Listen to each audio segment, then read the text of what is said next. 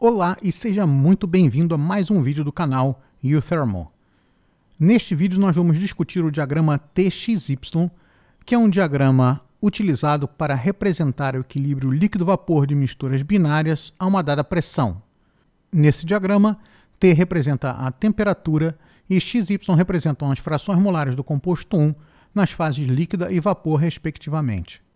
Esse vídeo tem vários objetivos e, após assisti-lo, você deve ser capaz de localizar as regiões de líquido, vapor e de equilíbrio líquido-vapor, identificar as linhas de ponto de bolha de orvalho, entender o que é uma linha de amarração, ser capaz de determinar as frações molares das fases em equilíbrio e deve ser também capaz de resolver um problema de equilíbrio de fases simples que envolva a aplicação do balanço de massa. Esses são diagramas para misturas binárias e é convencional adotar como composto 1 aquele de maior volatilidade. Vamos basear nossa discussão nos resultados para uma mistura binária de N-pentano e N-heptano a pressão atmosférica, ou seja, 1,0132 bar. Nesta pressão, as temperaturas de ebulição dos compostos puros são, para N-pentano, 309,2 Kelvin, e para N-heptano 371,6 Kelvin. Observamos que a temperatura de ebulição de N-pentano é a menor delas, ou seja, N-pentano é o mais volátil desses dois compostos. Nesse diagrama, a temperatura se encontra no eixo vertical. O eixo horizontal é utilizado para representar as frações molares do composto 1, nas fases líquida e vapor. Na extremidade direita do diagrama, temos que a fração molar do composto 1 é igual a 1, portanto, o composto encontra-se puro. Nessa condição, marcamos a temperatura de ebulição de N-pentano, o mais volátil dos dois compostos, e esse estado é representado pelo ponto vermelho no diagrama. No lado esquerdo, a fração molar do composto 1 é igual a 0, portanto, temos o composto 2 puro. Marcamos a temperatura de ebulição do composto 2, N-heptano, que é representado pelo ponto vermelho no diagrama. Estabelecidas as condições dos compostos puros, vamos examinar agora misturas. Por simplicidade e conveniência, vamos admitir que o sistema constituído por N-pentano e N-heptano siga a lei de Raoult. Essas hipóteses simplificam a construção do diagrama, mas as características do diagrama TXY que vamos realçar também se aplicam ao caso de misturas de comportamento termodinâmico mais complexo. Segundo a lei de Raoult, a pressão de um sistema pode ser calculada multiplicando a fração molar em fase líquida de um dado composto pela sua pressão de vapor, e depois somando a contribuição de todos os compostos, conforme aparece na primeira equação deste slide.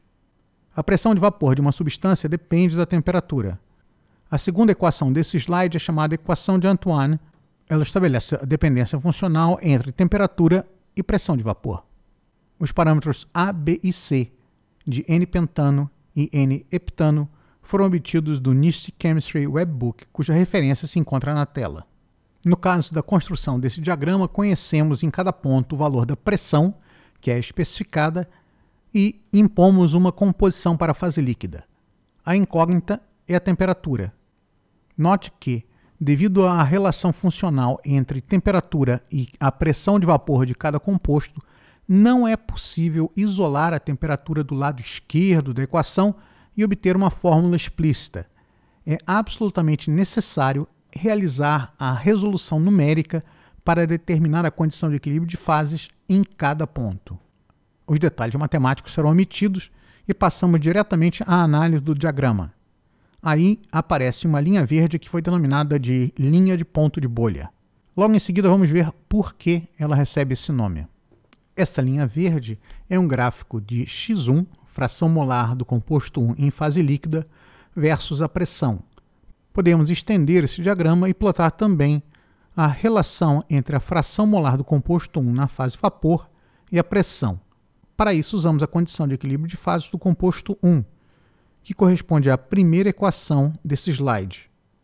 Após uma manipulação simples, obtemos que a fração molar do composto 1 na fase vapor pode ser calculada a partir dos valores das frações molares na fase líquida e das pressões de vapor, conforme aparece na última equação desse slide. Esses resultados constituem a linha amarela que recebe o nome de linha de ponto de orvalho. Nesse momento você poderia se perguntar, é possível formar fases sólidas? Sim, é, mas numa faixa de temperatura bastante inferior àquela que foi plotada aqui para esse sistema.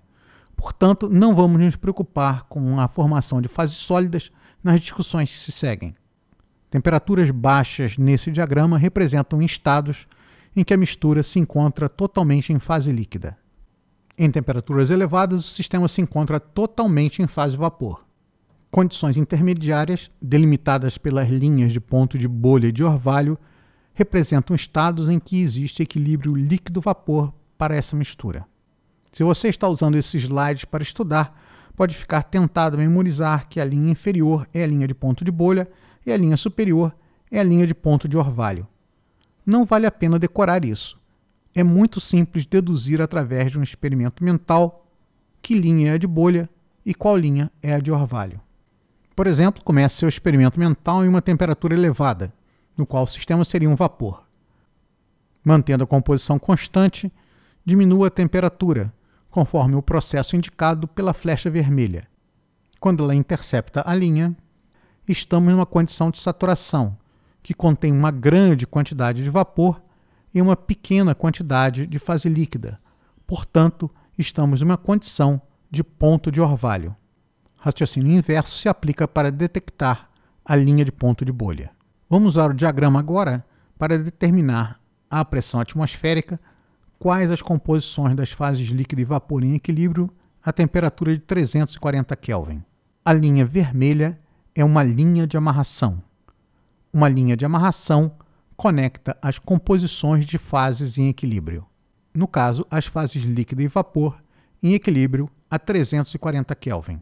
A fração molar do composto 1 em fase líquida é lida da linha de ponto de bolha e é igual a 0,29. A fração molar em fase vapor é lida da linha de ponto de orvalho e é igual a 0,75. Vamos abordar agora um problema em que é necessário aplicar simultaneamente o balanço de massa e a condição de equilíbrio de fases. A pressão é a mesma do problema anterior, ou seja, a pressão atmosférica, e também a temperatura de 340 Kelvin. Sabemos também que o sistema tem 100 moles e a fração molar de N-pentano é igual a 0,46. O objetivo é determinar as composições e quantidades das fases. A situação é ilustrada através dessa imagem, na qual temos as linhas de ponto de bolha e orvalho, a linha de amarração a 340 Kelvin e, como novidade, o ponto azul no interior da linha de amarração, que representa a composição global do sistema, ou seja, 46% de N-pentano. Tal como no problema anterior, a composição das fases é identificada nas extremidades da linha de amarração. As frações molares do composto 1 nas fases líquida e vapor são, respectivamente, iguais a 0,29 e 0,75. Resta determinar a quantidade das fases. Para isso, vamos usar o balanço de massa. A primeira equação desse slide representa o balanço de massa global, onde F é o número total de moles no sistema e L e V são as quantidades nas fases líquida e vapor. Escrevemos também o balanço de massa para o composto 1. Nele, cada termo é a quantidade em uma fase ou no sistema multiplicada pela respectiva fração molar. Esses dois balanços podem ser combinados e, após alguma manipulação algébrica, obtém-se uma expressão para a razão V sobre F, que é a fração vaporizada, em termos da composição global do sistema e das composições das fases em equilíbrio. Aplicando-se valores numéricos disponíveis, determina-se que a fração vaporizada é de 0,37. Como há 100 moles no sistema, 37 deles estarão na fase vapor e 63 na fase líquida. Assim, concluímos a resolução desse problema. Bom, nesse conjunto de slides nós cobrimos diferentes linhas de ponto de bolha, ponto de orvalho, linha de amarração, identificamos diferentes regiões de líquido, de vapor, de equilíbrio líquido-vapor, resolvemos problemas sem balanço de massa, com balanço de massa, mas é importante ressaltar que essas habilidades que nós desenvolvemos aqui também são aplicáveis a sistemas cujo comportamento não segue a lei de Raoult. Muitíssimo obrigado pela sua audiência.